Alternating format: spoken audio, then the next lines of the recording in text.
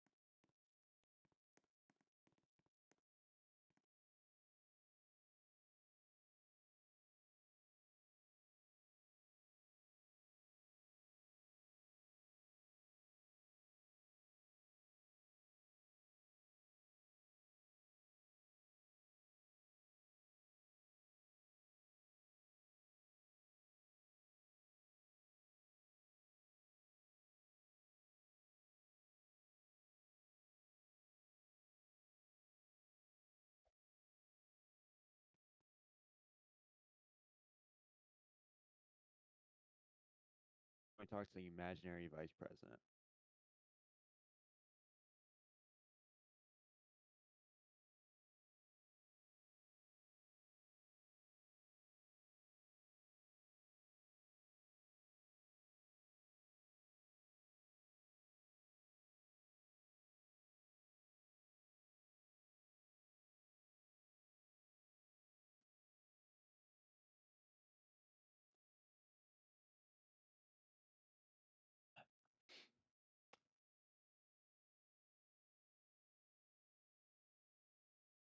Anytime now, Tom.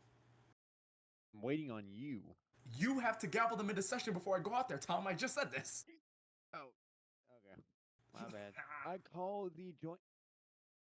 I call the session to order.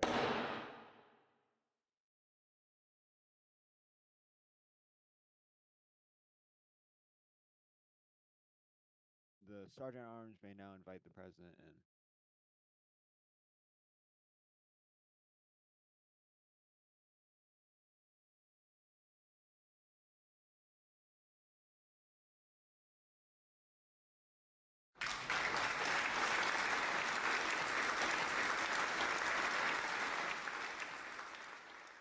You thugs work.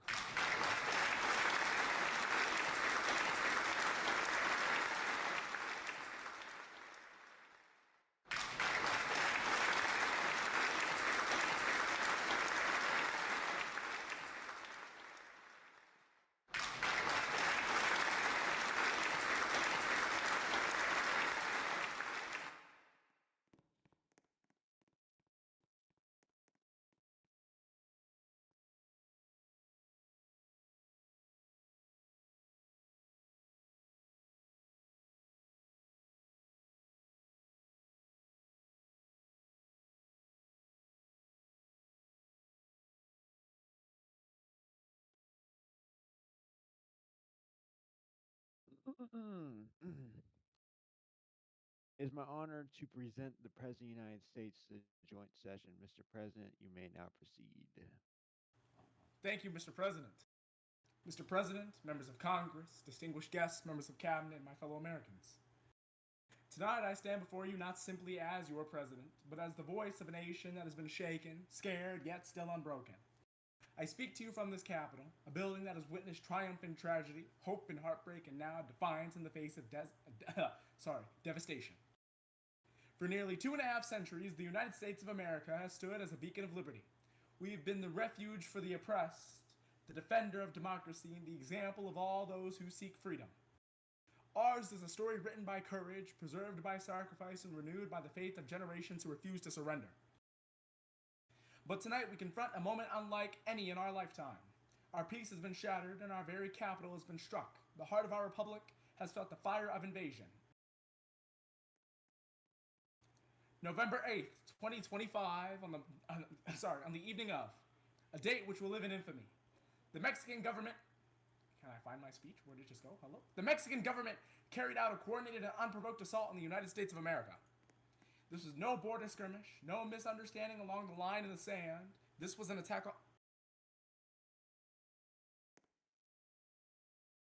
We good? They gone? Okay, they're gone. Oh my god, I'm gonna call it. There we go.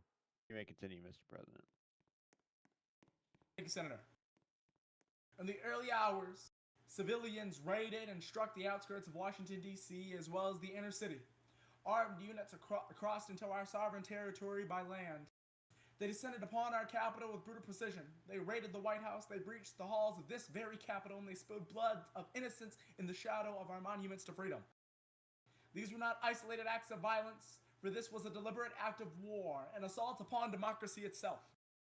Our Secret Service agents fought room by room to defend the executive mansion, and members of Congress were evacuated as brave Capitol Police officers made their final stand to hold this chamber and the rest of the United States Capitol Hill. Civilians were caught in the crossfire of a cowardly strike meant to break our spirit and silence our voice. But tonight, let the world hear this truth. America does not yield, we do not bow, and we will never, and I mean never, be conquered. In the hours after the attack, our military forces mobilized across this nation. The Air Force secured our skies, and the Navy set sail to defend our coasts. The Army and National Guard locked down our cities and began the mission to restore order and protect every, and I mean every inch of American soil.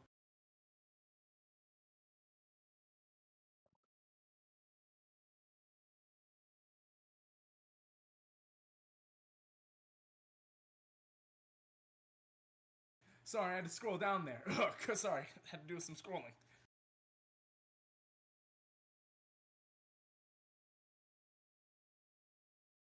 My fellow Americans, it was not an assault on our territory, it was an assault on our ideals.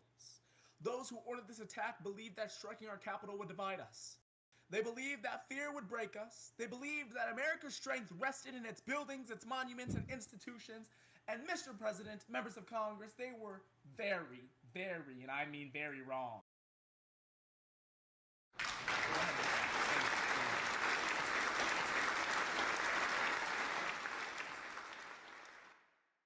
America's strength lives in her people.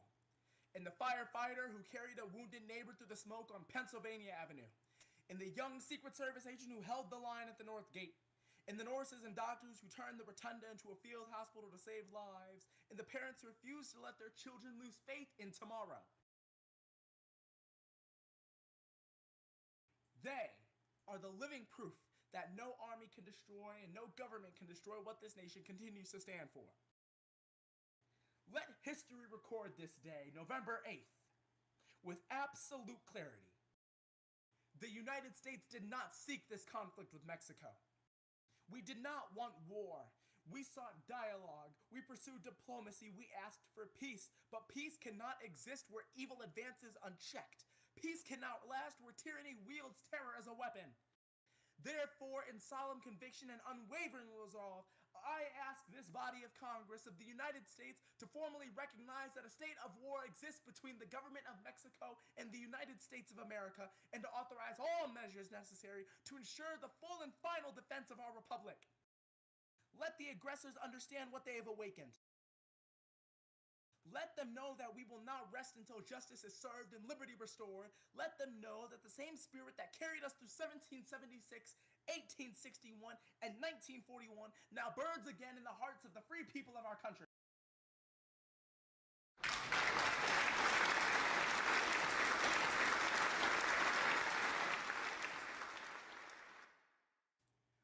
We shall respond on every front, by land, by sea, by air, and in the digital domain. We will rebuild what was damaged, we will avenge what and who was lost, and we will secure our homeland so that no generation after us shall ever witness such a day like today again. We do not go forward in anger. We do not go forward in anger, but in passion, but in purpose. We do not march with hatred, but with unity. For this is not a war of conquest, but for preservation, for the defense of freedom itself. If they sought to test our courage, they will find it unbreakable. If they sought to test our democracy, they will find it indestructible. If they sought to test our unity, they will find that the American people, when threatened, become one voice, one heart, and one nation under God. Through the smoke and the ruin. Through the smoke and the ruin, though the sorrow and sacrifice, we rise again, not only to defend our nation, but to define it for a new generation of Americans.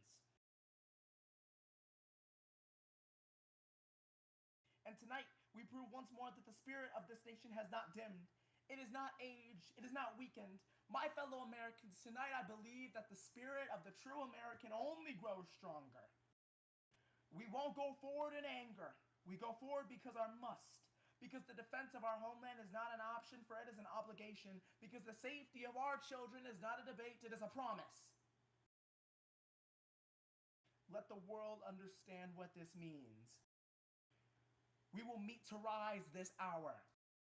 We shall answer this attack with resolve unshaken. We shall answer it on the border where our Secret Service and Marines will stand their ground. We shall answer it on the sea lanes and the skies above this continent. We shall answer it in the halls of diplomacy and the Council of Nations. We shall answer it wherever the defense of liberty is demanded. We shall answer not with sorrow but with strength. We shall answer not with hesitation but with purpose. For if they seek to test the the courage of the American people, they will find it tonight. It is unbreakable. If they seek to test the spirit of our democracy, they will find it inexhaustible. And if they seek to test the will of our nation, they will find it immovable as a mountain and as unstoppable as a tide. Mr. President, let them come to understand the truth written now in the very heart of history.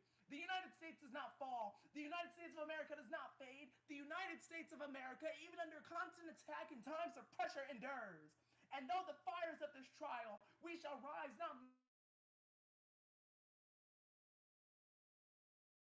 May God bless our defenders. May God preserve our allies. And may God forever protect and bless the United States of America.